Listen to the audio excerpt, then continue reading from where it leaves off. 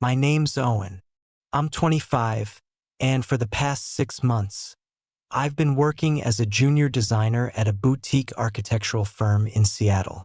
It's the kind of place where the coffee is always strong, the lighting always moody, and everyone speaks in confident terms like linearity and light harmony. Most days I kept my head down and did the small stuff, rendering client mock-ups, adjusting layouts, carrying stacks of foam core boards up too many stairs. Then there was her, Claire. Claire Mitchell, senior partner, 42, effortlessly sharp, both in mind and appearance. She had a way of walking into a room like the air shifted slightly to make room for her confidence. Perfect posture, navy suits, messy hair in an intentional kind of way. People listened when she spoke, mostly because she didn't waste words. She wasn't cold, just efficient. A quiet smile, a nod of acknowledgement. She'd say good work without over-explaining. I respected that. She didn't need to sugarcoat anything. And even when I didn't know why I craved her approval, I always did. The first few months, our interaction was minimal. She'd pass my desk and ask for revisions.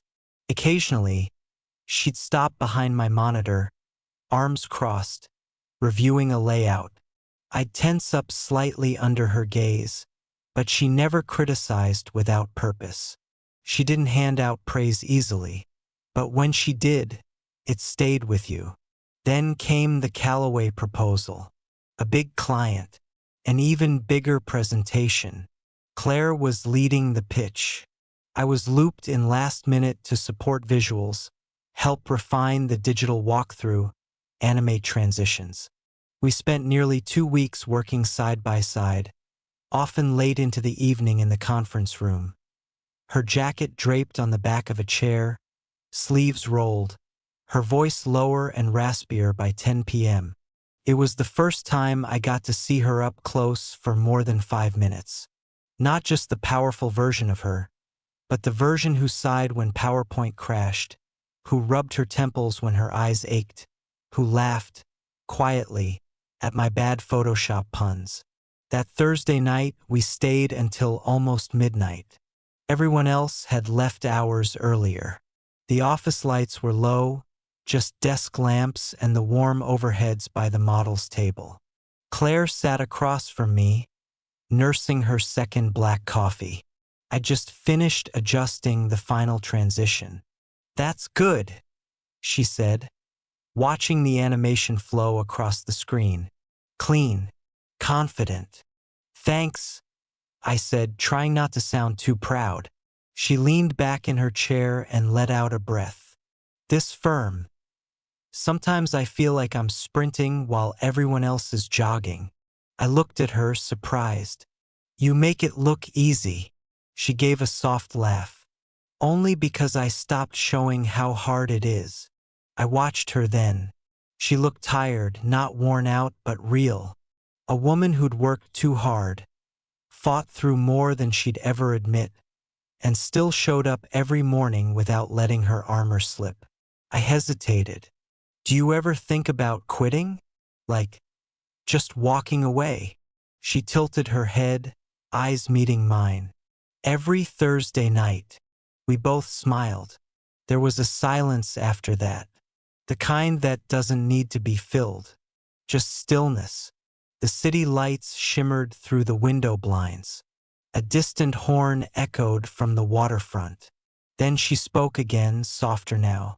"You remind me of someone I used to know." "Oh yeah," I said, my voice quieter too. She nodded slowly. "Before this place. Before I became who I had to be to survive it." I didn't ask who. I didn't need to. Instead, I said, "You're not what I expected when I took this job." She raised an eyebrow. "What were you expecting?" "I don't know. Cold. Maybe. Too polished to be human." She smiled again. This one reached her eyes. "You're brave. Or just dumb. Same thing sometimes." Her gaze lingered on mine. I felt it then. The shift. The subtle change in pressure between two people who've been pretending not to notice each other. The moment when politeness gives way to curiosity. Claire leaned in slowly, folding her arms on the table between us. The room seemed to narrow. My pulse ticked louder in my ears. She said, almost like a confession, "I know I'm older.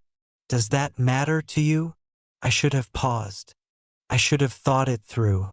But I didn't. I just said, "No, not to me."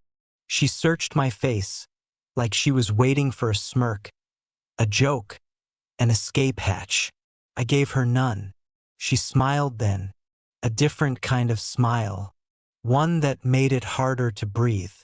"That's dangerous," she said softly. "I know." We didn't touch. We didn't move closer. But that was the night everything changed. After that night, something unspoken settled between us.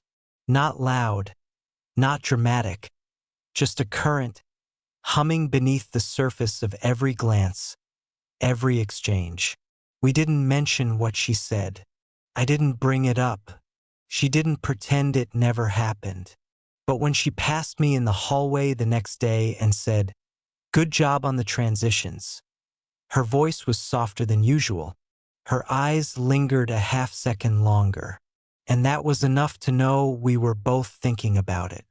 In the days that followed, Claire and I started working more closely, under the convenient excuse of refining the Callaway pitch. She began asking for my input on more than just design. She wanted to know what I thought about tone, narrative, presentation rhythm. And when she asked, it wasn't out of formality. She actually listened. We started having lunch together, though never officially.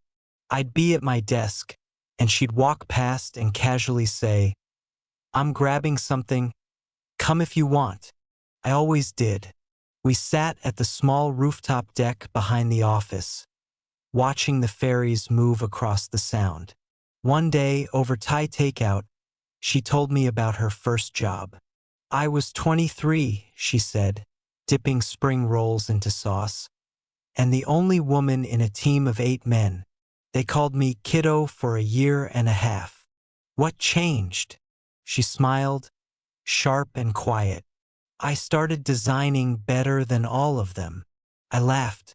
"Sounds familiar." "Don't start calling me kiddo. I'll fire you."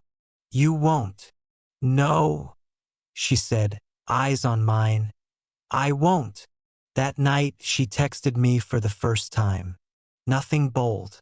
Just, "Thanks for not making today feel like a fight." I replied, "Thanks for lunch. And everything else. You're easy to be around," she wrote, "and harder to ignore than I expected." I stared at those words for a long time before typing back. "You're not easy to ignore either, Claire." The next morning, we avoided eye contact. But when I passed her in the stairwell, she smiled to herself, and I knew she remembered the exchange just as vividly.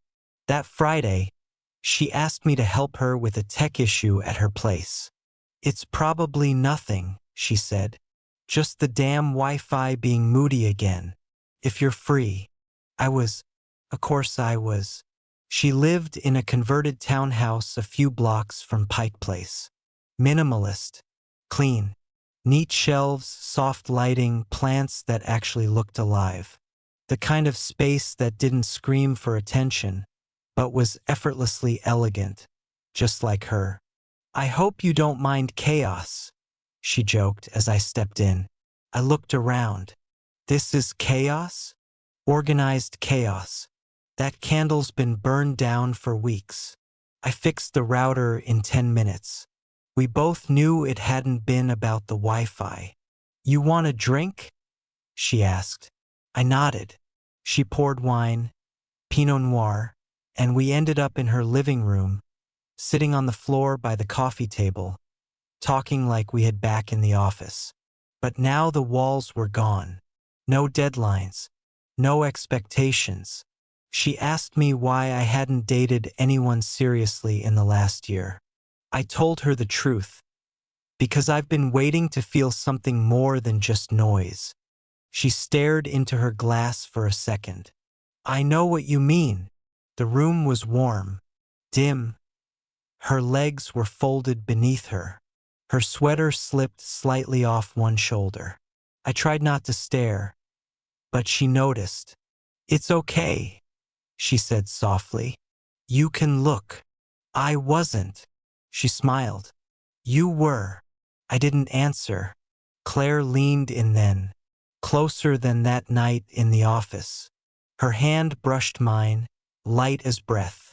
I should probably not do this, she whispered. You don't have to, I said.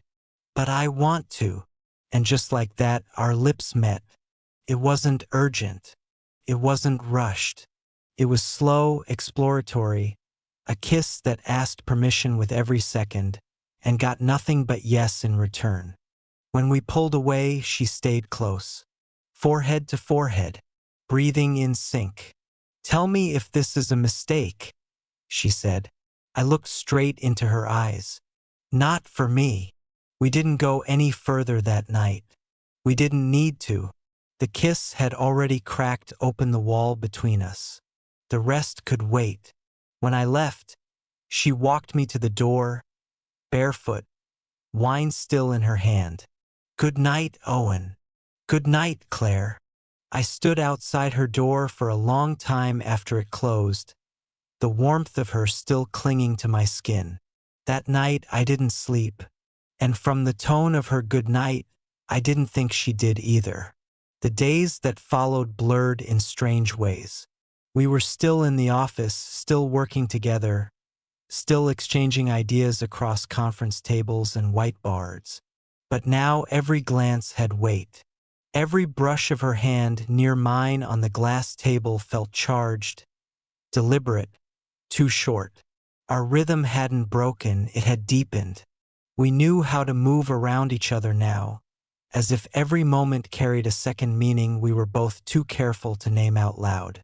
Claire was different now, not in her work, not in her leadership, but in the quiet in-between moments.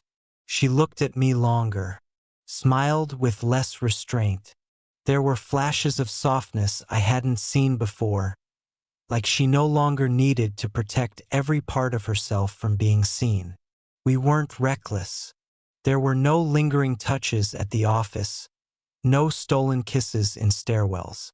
But I began to notice the little things. How she'd always walk by my desk last on her way out. How she'd pause just long enough for our eyes to meet. How sometimes she'd send me a one-word message after a long day. Tonight. I always knew what it meant. I started going to her place more often. At first under the excuse of work. Layouts, design tweaks, quiet time to think through details. But soon we dropped the act. We'd cook together. She'd play old records, Joni Mitchell, Tracy Chapman, the kind of music that fills the background without asking for attention. I remember one Sunday afternoon. The blinds were drawn, the lights soft and lazy across her living room floor. She was curled up on the couch in a dark green sweater, legs tucked under her. I sat on the floor, leaning back against the coffee table, her foot resting lightly against my thigh. You know, she said suddenly, I haven't let someone this close in a long time. I looked at her. Does it scare you? She didn't answer right away. Then, it scares me that it doesn't. That night, we didn't pretend we were just colleagues. We didn't talk about work or clients or drafts. We lay on her bed, wrapped around each other like we'd always been there. She whispered things in the dark she never said aloud. About the way her marriage ended.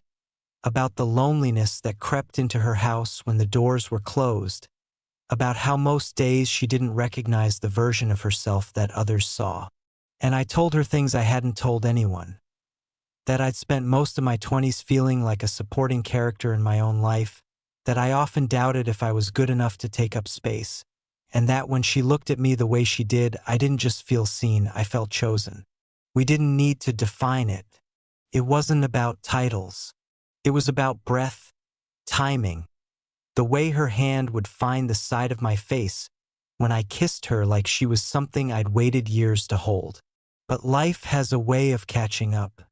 One Monday morning, I walked into the office and immediately noticed it. The shift in the air, subtle but present. Whispers in the break room. A raised eyebrow from one of the other partners when I walked past Claire's door. Later that day, my coworker Jill leaned in at my desk. "Everything good with Claire?"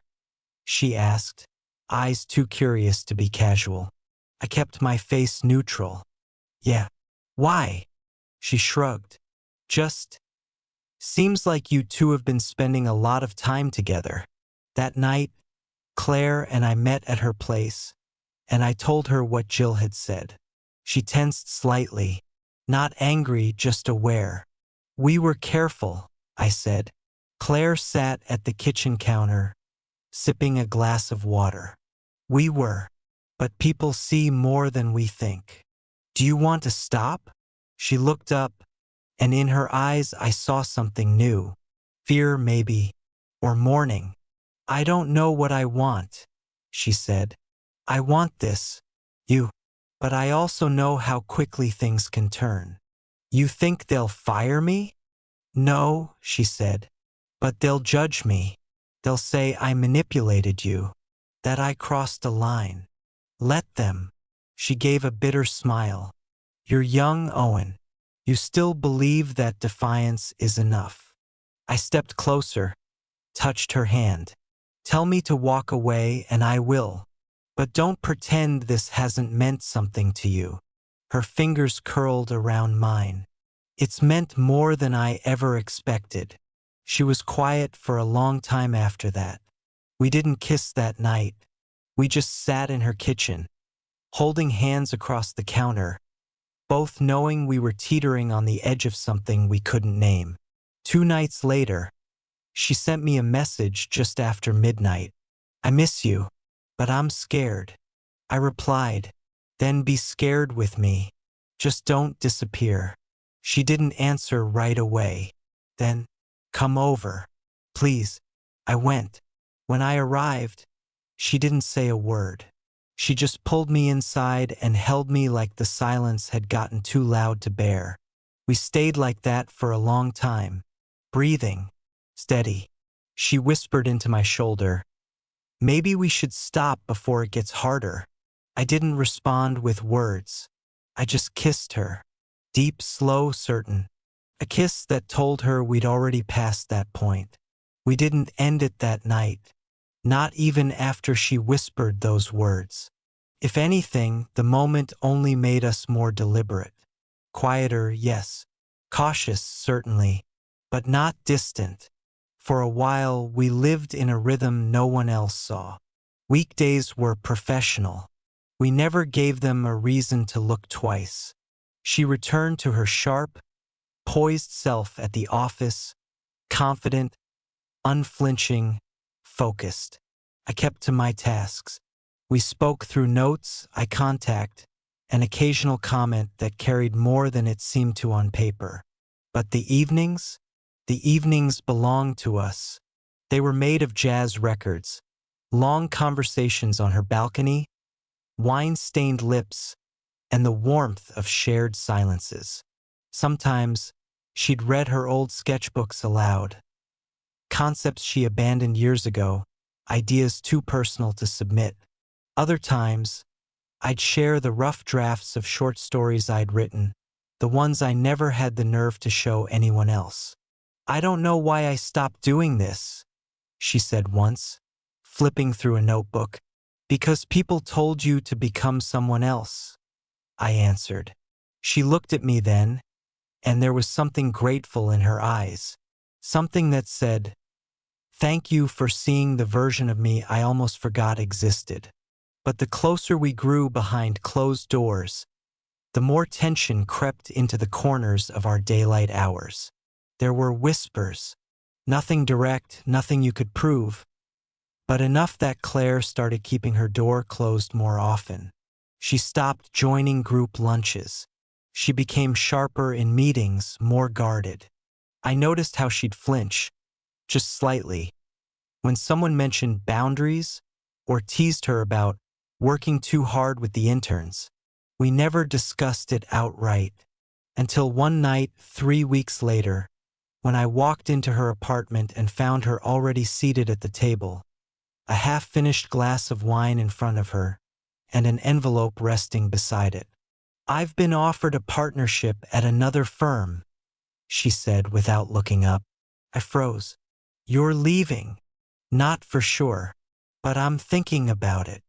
I sat across from her. The room felt colder than usual, quieter. "I didn't know you were looking." "I wasn't," she said. "They reached out. They want someone with a clean slate." That phrase hit me harder than I expected. "A clean slate," I repeated. She finally met my eyes. "I don't regret us, Owen. Not a single second. But you're just starting your career. You don't need rumors shadowing everything you've worked for. And I don't want to become the cautionary tale in someone else's story." "So you'd rather leave?" "I'd rather not ruin what we had by trying to hold on too tightly." I looked down, then back at her. "You once asked me if the age difference mattered." She nodded. "It didn't then. It doesn't now. What matters is how I felt around you. Like I finally mattered to someone who didn't expect me to apologize for being myself." Claire blinked, and for the first time in weeks, her composure cracked. "You do matter," she whispered. "You mattered more than I knew how to say." We didn't say goodbye that night. We just sat at the table until the candles burned low, until the wine warmed in the glass, until it was too late to pretend that staying would make anything easier. She didn't leave the firm right away, but things changed. The messages stopped. The evenings faded. Our conversations returned to work and stayed there. She was always kind, always respectful, but we both knew something had ended. Not in a dramatic way, not with doors slamming or accusations. Just the slow, steady retreat of two people who had let themselves step outside the rules, if only for a while. And that was enough. Weeks later, I saw her across the room at a gallery opening we had both been invited to. She wore a long navy coat, her hair pinned up, talking to a group of clients. She looked radiant, grounded, the version of her that first intimidated me, the one who now haunted me in a quieter way. As I turned to leave, she caught my eye, just for a second, and smiled. Not a sad smile, not regret, a knowing one. And I smiled back, because no matter what the world believed, what anyone thought or assumed, we had shared something real. Something we didn't need to explain to anyone. And when she leaned in that night and asked, "I know I'm older. Does that matter to you?" I answered with my whole heart, "Not to me. Not ever."